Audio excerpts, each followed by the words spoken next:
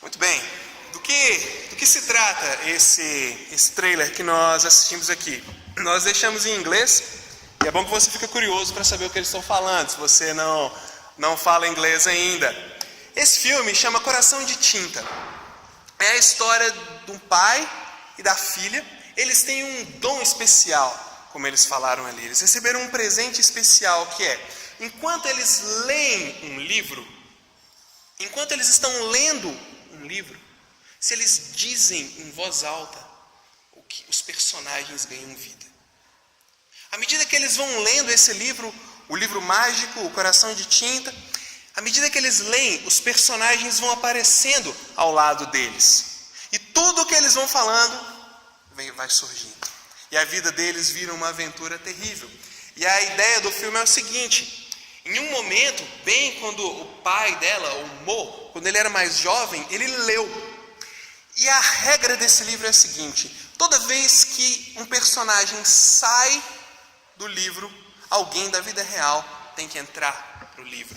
E há alguns anos na história, a esposa dele ela ficou perdida dentro desse livro, O Coração de Tinta. E é disso que trata, você pode assistir depois, é bem legal.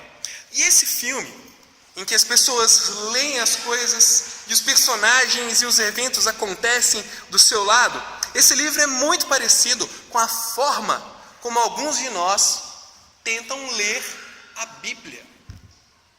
Existem pessoas chegando para a Escritura, assim como eles chegavam para o livro, e lendo, na expectativa de que aquilo que a gente está lendo ganha vida do nosso lado. Eles leem a Bíblia como se tudo fosse acontecer à sua esquerda e à sua direita.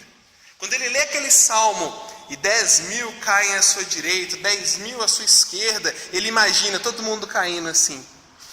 As pessoas estão chegando para a Bíblia com essa expectativa, como se a Bíblia fosse um tipo, de varinha de condão. A Bíblia ela é um livro de poções mágicas. Você chega ali, lê, fala meia dúzia de palavras especiais e alguma coisa acontece na sua vida. Como se a Bíblia tivesse o poder, tivesse os segredos, como eu disse, as palavras mágicas, para tirar você e eu dos mais variados tipos de problemas. A Bíblia se tornou um livro de emergências. Se eu estou com um problema, eu leio a Bíblia e aquilo acontece instantaneamente do meu lado. Se eu estou com uma dificuldade, eu leio a Bíblia, aquilo surge como um passe de mágica. Basta que eu creia na promessa. Basta que eu determine firmemente o que vai acontecer. A Bíblia se tornou um livro de emergências.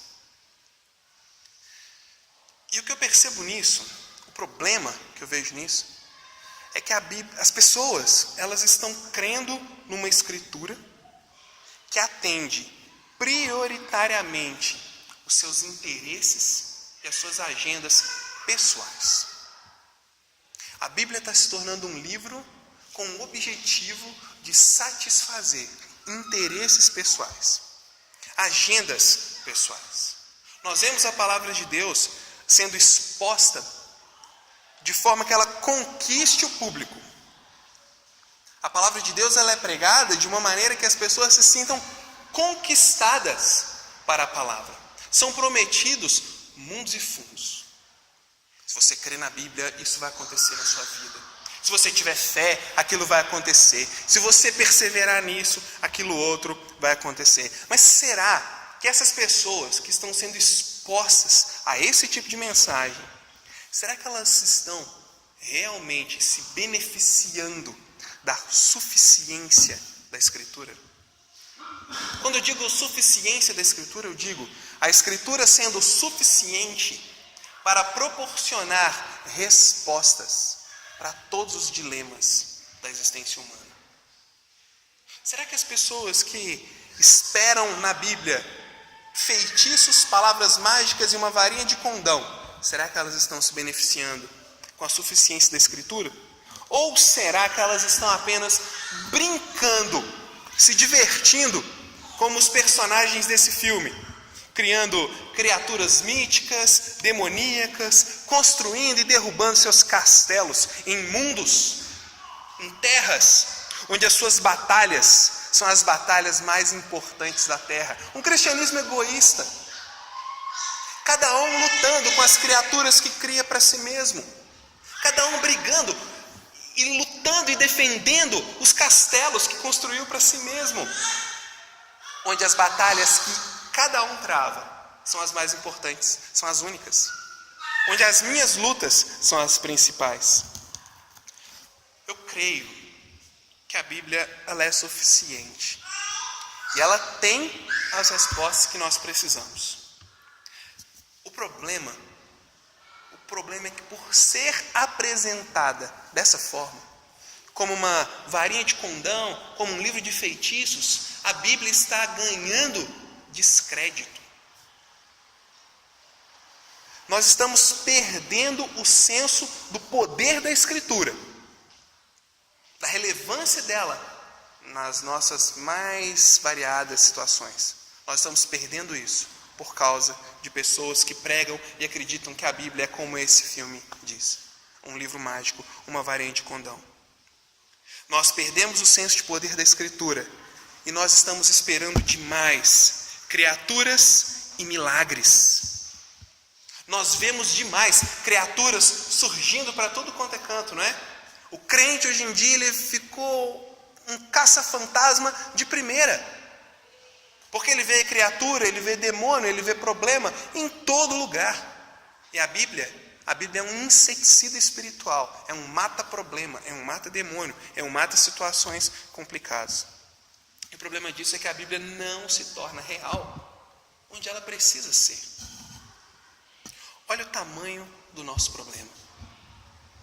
Quando a gente abre a boca para falar da Bíblia, quando você diz que acredita na Bíblia, as pessoas pensam que você é um alienado, que não pensa e que acredita que a Bíblia é essa varinha de condão. Quando você diz que vai num culto, as pessoas imaginam os cultos neopentecostais mais radicais acontecendo e elas enxergam você lá.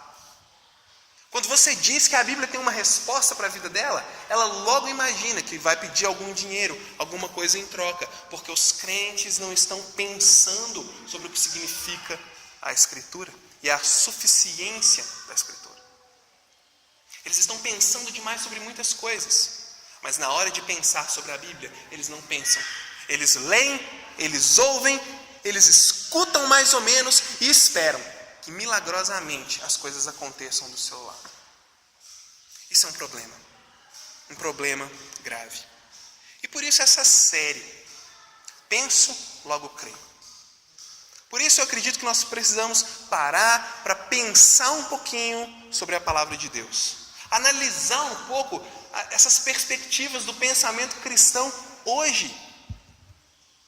Porque o cristão ele está num loop muito vertiginoso, que está atrapalhando as coisas. O crente hoje em dia, ele inova o som da igreja, ele compra um som novinho, ele inova os bancos da igreja, compra banco novo, ele inova o conforto térmico da igreja, bota ventilador, bota ar-condicionado, ele inova a roupa, ele inova tudo, mas ele não inova o pensamento dele. E continua falando e pensando como se ele ainda estivesse lá atrás, num tempo remoto. E aí depois, as pessoas não creem na Bíblia, as pessoas não dão crédito para o que a Escritura diz, as pessoas não se sensibilizam com a palavra e não veem respostas na palavra. Claro, quem deveria ver, quem deveria defender, está brincando de livro mágico. E aí a palavra de Deus não ganha vida. Mas quando é que a palavra de Deus ganha vida? Esse é o tema da nossa mensagem de hoje. Quando que a palavra de Deus ganha vida mesmo? Quando que ela acontece mesmo? Não nessa brincadeira de criaturas míticas. Não nesse joguinho de caça-fantasma gospel. Não. Quando a Bíblia se torna realidade. A Bíblia possui, eu acredito, as respostas. ela tem resposta para o que nós vivemos, para os dilemas próprios da nossa humanidade. Eu não preciso ir muito longe para entender quem é o ser humano, para entender como ele funciona e quais são as suas necessidades. E se tem algo que as pessoas buscam na Escritura mesmo, nos dias de hoje, que elas vão ali e elas querem que aconteça do lado delas. Separei 3 coisas para começar, as outras eu vou concluir semana que vem. As pessoas leem a Bíblia, leem qualquer coisa da Escritura e elas querem que aconteça do lado delas, como num passe de mágica, oportunidade de recomeçar.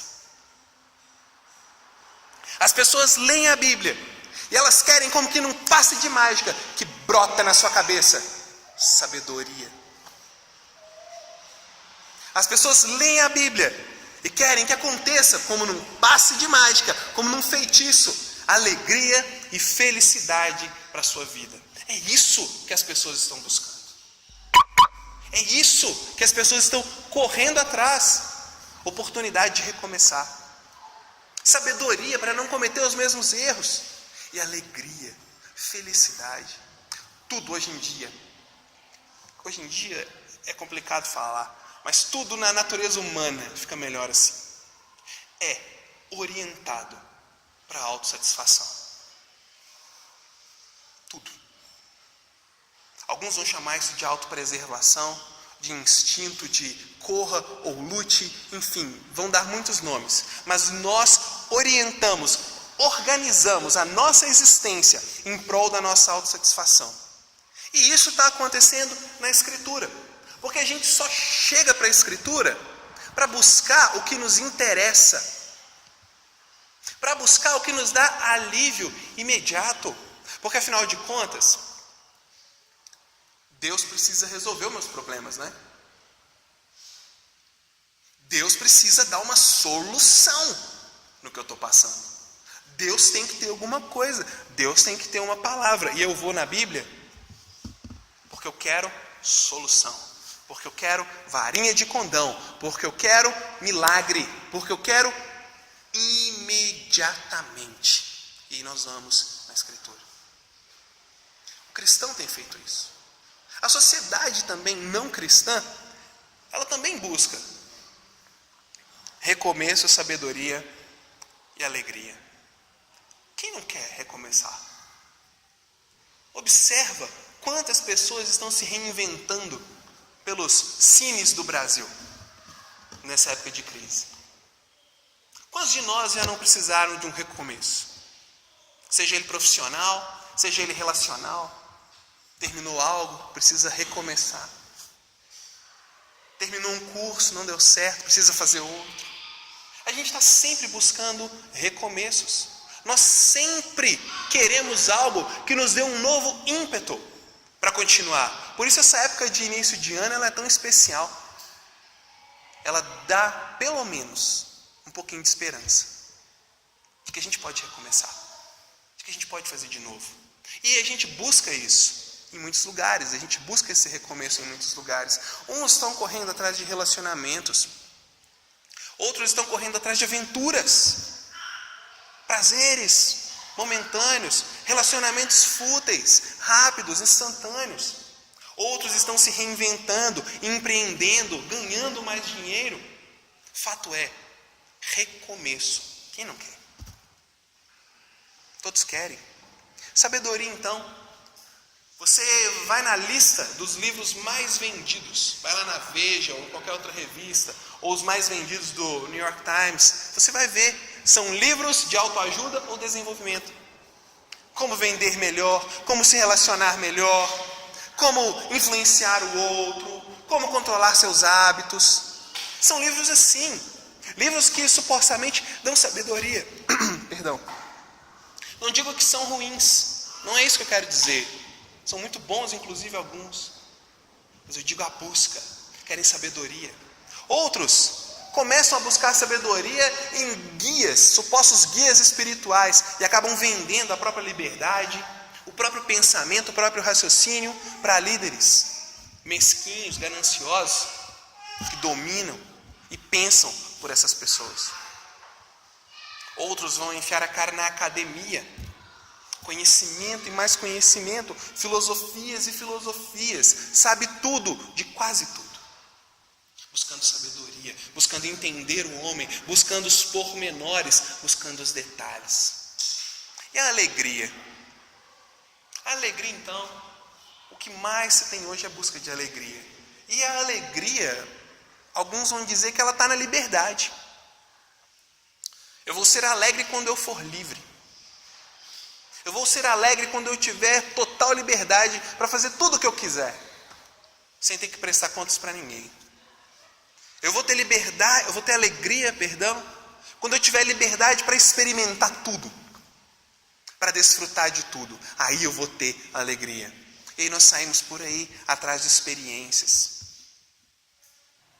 Precisamos reabastecer o estoque de alegria. Parece que a alegria, ela não dura muito, né? Ele tem um pouco de alegria nesse fim de semana, já começa a segunda-feira triste, angustiado, mal, fica a semana toda sobrevivendo no trabalho. Quando dá quinta-feira já começa a ficar feliz de novo. Quando dá sábado, sexta-feira à noite a gente explode. Chegou a alegria, chegou o momento, chegou a hora de eu ser alegre. E aí dá um gás, dá uma turbinada, vai ficar com os amigos, vai ficar com a família, vai beber, vai fazer muitas coisas. O que eu quero mostrar para vocês é: o ser humano usa a Bíblia e todos os recursos que ele tem para alcançar isso aqui: recomeço, sabedoria e alegria e felicidade. E o ser humano, sobretudo o cristão, ele está num loop, num vício vertiginoso, onde ele acha que a Bíblia é um manual de como ter recomeço, sabedoria e alegria. O cristão está achando que ele vai abrir a Bíblia aqui e automaticamente Deus vai mostrar para ele: ó, que bom que você abriu, o que eu mais quero é resolver o seu problema. Está aqui, aconteceu o milagre. E aqui é que eu quero mostrar para você um salmo, o Salmo 19. Abre sua Bíblia lá no Salmo 19.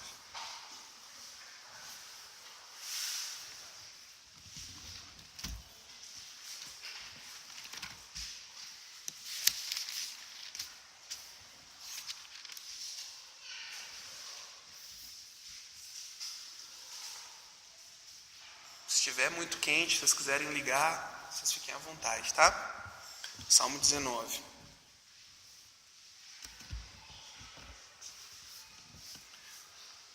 Os céus proclamam a glória de Deus, e o firmamento anuncia as obras das suas mãos.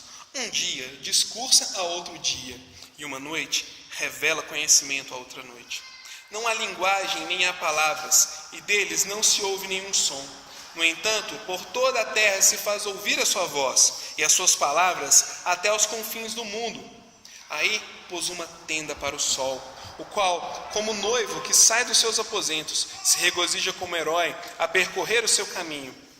Principia numa extremidade dos céus, e até a outra vai o seu percurso, e nada refoge ao seu calor. A lei do Senhor é perfeita e restaura a alma. O testemunho do Senhor é fiel e dá sabedoria aos simples. Os preceitos do Senhor são retos e alegram o coração. O mandamento do Senhor é puro e ilumina os olhos. O temor do Senhor é límpido e permanece para sempre. Os juízos do Senhor são verdadeiros e todos igualmente justos. Nós vamos parar e olhar um pouquinho para esse salmo. Eu creio que ele tem respostas para nós.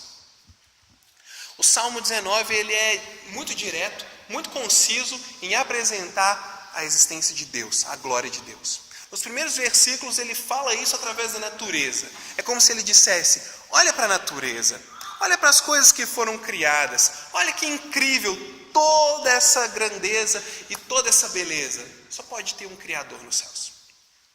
Só pode ter alguém que fez tudo isso. Do versículo 1 ao versículo 6 do Salmo 19, Deus é revelado na criação. Deus é visto nas coisas que foram criadas. Do versículo 7 em diante, ele começa a falar de outras coisas, porque a revelação natural, como alguns chamam, do versículo 1 ao 6, a revelação geral de Deus, ela não discursa para a moralidade do homem, ela não pode apresentar a salvação, ela não pode chamar o homem a condutas mais ou menos adequadas, ela simplesmente mostra a existência de Deus. Mas do versículo 7 ao versículo 9, nós temos algo aqui sobre a suficiência das Escrituras. Nós temos algo aqui que nos mostra que a Bíblia é suficiente para nos promover algumas coisas que nós tanto precisamos. Ela tem 6 linhas de pensamento e cada linha de pensamento dela tem 3 elementos básicos: um título, uma característica e um benefício. Do versículo 7 ao versículo 9 é organizado assim: apresenta um título da palavra de Deus, uma característica da palavra de Deus e um benefício da palavra de Deus. Eu quero mostrar para você que aquilo que nós tanto procuramos e que faz tanta diferença na nossa vida, que é o recomeço, a sabedoria e a alegria, é possível encontrar isso na Escritura. Eu quero te mostrar que isso está aqui na Bíblia. Não é preciso ir muito longe. A única coisa que vai mudar é a nossa forma de nos relacionarmos com essa Escritura. Eu espero que ao final a gente não se relacione mais com ela como uma varinha de condão, mas como algo mais pessoal. Mas vamos trilhar nosso caminho aqui. A primeira descrição aqui, versículo 7. A lei do Senhor é perfeita e restaura a alma. Um título, uma característica e um benefício. O título é a lei do Senhor. Ele vai até o final do versículo 9, nós vamos ver só 3 hoje. Até o final, ele vai dar vários títulos para a palavra de Deus. O primeiro deles é a lei do Senhor. Qual é a palavrinha usada aqui para lei? O que ele quer dizer com isso? Lei do Senhor. Poderia ser traduzido como um ensino bíblico. O ensino de Deus para todas as áreas da vida. A palavrinha é Torá. Os mandamentos de Deus para todas as áreas da vida. A vontade revelada de Deus. Toda vez que nós falarmos em lei do Senhor, palavra do Senhor, princípios do Senhor, testemunhos do Senhor, nós precisamos ter uma coisa em mente. Ele está se referindo à vontade revelada de Deus. Aquilo que Deus deixou claro para nós, que Ele deixou explícito para nós. A Bíblia, a Sagrada Escritura. O título, a lei do Senhor, ela é perfeita. Característica, perfeita. O que significa perfeito? Completo. Suficiente. Ela deixa de fora as imperfeições humanas e as falhas do nosso raciocínio. O significado da palavra perfeito é essa. Algo que deixa de fora falhas de raciocínio. Algo que deixa de fora aquelas brechas que eu e você deixamos quando nós pensamos. As Escrituras compreendem tudo, sem deixar nada de fora. Esse é o significado de perfeito, completo, pleno.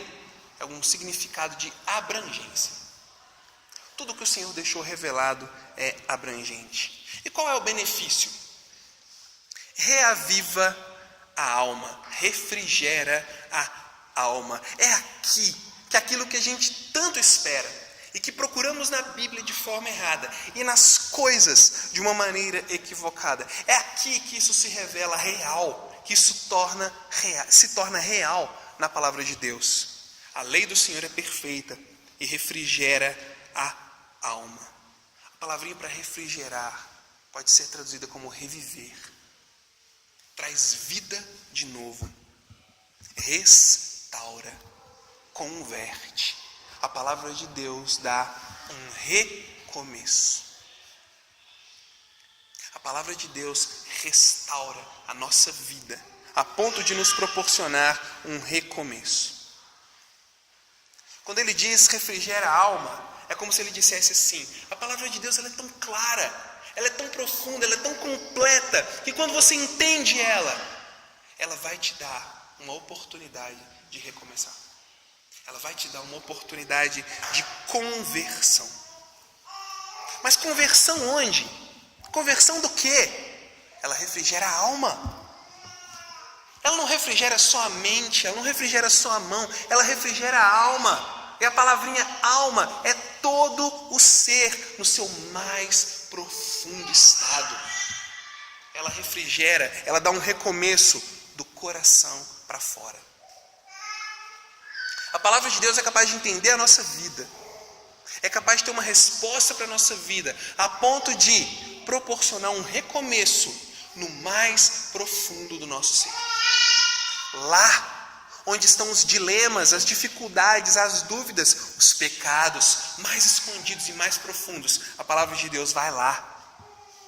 E onde a gente pensa que jamais poderia ter perdão, jamais poderia ter uma novidade, jamais poderia acontecer um recomeço, ela refrigera a alma, ela refresca o coração, ela dá uma oportunidade da gente começar de novo. As pessoas buscando uma varinha de condão na Bíblia, enquanto elas têm aqui o que de fato poderia refrigerar sua alma e dar um recomeço. E elas esperando milagres e criaturas fabulosas aparecerem do seu lado. Nós por aí batendo cabeça, tentando recomeço nas mais variadas situações, buscando recomeço em palavras vazias, buscando recomeços em conselhos fisioterápicos para a alma. Mas a palavra de Deus, ela vai no coração. A palavra de Deus dá um recomeço, onde ninguém mais pode ir, ninguém mais pode dar o mais profundo do nosso coração, porque ela vai lá dentro e ela discerne o que tem lá. Continuando, o testemunho do Senhor é fiel e dá sabedoria aos simples. Aqui ele já começa a mudar poeticamente o título que ele dá para a palavra de Deus, mas ele está dizendo a mesma coisa. Ele muda o título porque ele quer mostrar o quanto ela é grande, o quanto ela é plena, o quanto ela tem várias facetas. Ele só muda o nome. É como se ele estivesse tentando descrever uma coisa muito linda e muito bela, e ele fica inventando palavras, inventando situações para deixar aquilo mais claro e o mais bonito possível. E ele diz: o testemunho do Senhor é fiel e dá sabedoria aos simples. Testemunho do Senhor, a palavra, testificada, não por mim nem por você, mas pelo próprio Deus. Ela é a característica fiel. O que é fiel aqui? Qual que seria a melhor tradução para fiel? Aprovado, testado, confirmado. A gente poderia dizer com o selo do Inmetro. Foi testado de todas as maneiras possíveis e é certificado. Não precisamos ter dúvidas. O testemunho dela é dado pelo próprio Deus. É isso que ele está dizendo. Deus é a testemunha de si mesmo, enquanto ele pronuncia a sua própria palavra. O Deus que fez os céus e que fez todas essas coisas, é Ele quem está dizendo. É Ele quem está atestando esse testemunho. E qual que é o benefício? Muito legal. Ela dá sabedoria aos simples. Sabedoria, nós temos uma vaga noção do que é sabedoria. Se eu perguntasse para você, você diria: é saber responder, é saber se relacionar, é saber falar, é saber viver, é ter o mínimo. Mas aqui não é ter o mínimo, é ter o máximo. Sabedoria aqui é esse gingado em relação à vida mesmo. É saber ser hábil quando os problemas, as situações, as dificuldades, quando a vida acontece. E simples. O que é o simples? Simples é o bobinho. A palavra simples pode ser colocada como uma porteira aberta, um local sem muro, uma porta aberta. Qualquer um entra, qualquer um passa. Tudo que falam com ele, ele acredita. Tudo que dizem para ele, ele crê. Tudo que falam para ele fazer, ele faz. É uma pessoa boba, sem senso crítico, sem inteligência. Ela fica jogada de um lado para o outro, escutando os conselhos de qualquer um o tempo todo. E nada na sua vida flui, nada dá certo. Porque ele é simples. Porque ele é, desculpa essa palavra, ele é trouxa. não sabe se comportar em relação à vida. E você sabe muito bem, a vida não é simpática com quem é bobo. Não é verdade? Você sabe disso, você não é bobo. Mas o testemunho do Senhor, ele dá sabedoria. Ele pega esse simples, que não sabe nada, que não sabe nem viver, pega esse bobinho e ensina para ele sobre a vida. Olha que legal, ela ensina ele como viver, ensina ele como se relacionar, ensina ele como se portar, ensina ele como o outro vai agir, como o outro vai fazer, como ele deve reagir. Enfim, ela dá sabedoria, ela ensina o simples a viver. Mas não é a sabedoria humana, animal e demoníaca, dominada pelo pecado, não. É a sabedoria que vem de Deus, que torna o simples alguém sábio, alguém que sabe lidar com a vida, hábil em meio aos problemas da vida, que sabe aplicar a Escritura em toda e qualquer situação. Aqui está um probleminha bem complexo. A gente sabe ouvir, a gente sabe ler, a gente sabe caçar pregação no YouTube, a gente sabe ler livro, a gente sabe fazer tudo isso. Mas na hora de pegar a Bíblia e a vida, a gente se lasca, porque a gente não consegue. Porque a gente acha que é só ler, é só chegar aqui e ler. Quando eu era adolescente, eu era o piolho do simples, de tão bobo que eu era. Porque eu achava assim, eu vou ler a Bíblia. Acordava e lia, pronto, li bastante, agora eu já estou sábio. Li bastante, já ouvi bastante, agora funcionou, agora deu. Não é assim. A palavra de Deus, ela ajuda tolos como eu a aplicar, relacionar a Escritura com cada situação que eu estou vivendo. Ah, pastor, a Bíblia não tem resposta para algumas situações, não. Se você estiver falando de cálculo estrutural, física quântica, biomedicina, física nuclear, ela não fala disso não. Mas se você está falando das dificuldades e lutas pessoais e humanas do seu coração, eu garanto para você que ela tem. Garanto para você que ela tem tudo que a gente precisa. Ah, pastor, mas eu não acredito muito nisso não. Você não pode perder a nossa série Penso Logo Creio, Perspectivas sobre o Pensamento Cristão Contemporâneo. Porque é a pregação mais provocante e a gente não está nem perto dela ainda. Mas quando ela chegar, talvez a gente vai ter um pouquinho de assunto para conversar. Mas o que falta é a capacidade de aplicar. A gente crê, a gente acredita. O negócio é na hora de pegar aquilo e colocar na prática. A gente tem dificuldade. E a gente cai naquela, eu acredito porque tem que acreditar. Mas não é isso que a gente quer. Continuando, os preceitos do Senhor são retos e alegram o coração. Ele é o último. O título, agora ele chama de preceitos do Senhor. A palavra de Deus. Característica, os preceitos do Senhor são retos. O que é reto aqui? A ideia é moralmente reto. Os princípios do Senhor, quando eles são apresentados por Deus, eles não têm nenhuma mancha. Eles não têm nenhuma sujeira da imoralidade humana. Ou seja, os princípios de Deus, eles não têm nada de malícia, de maldade. Eles não têm nada de ruim, nada de pernicioso. Eles não têm aquilo que nós temos, maldade. São puros, são moralmente corretos. Não tem a maldade humana. E esses princípios, esses preceitos, qual que é o benefício deles? Eles trazem alegria no coração. É engraçado que, se você está andando na rua e vê algo errado acontecendo, vê alguém chutando um mendigo, do nada, o que você vai sentir? Por favor, você não vai falar que vai lá ajudar a pessoa. Se você é passado para trás, o que você vai sentir? Se num negócio alguém mente para você, se você vê alguém batendo numa mulher na rua, o que você sente? No mínimo você vai sentir um desconforto moral, como se algo muito errado estivesse acontecendo. É o mínimo que nós vamos sentir. Alguma coisa que grita por moralidade e retidão vai falar dentro do nosso coração. Alguma coisa vai gritar ali dentro. É o nosso desejo por moralidade. É o nosso desejo por justiça. E justiça traz alegria.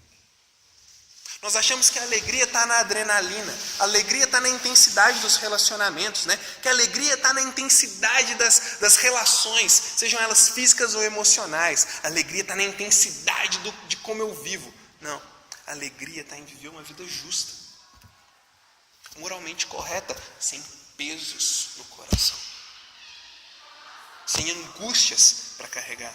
E a palavra do Senhor faz isso. A palavra do Senhor é pura e nos dá esse senso de justiça, pois Deus não deixa nada sem resposta.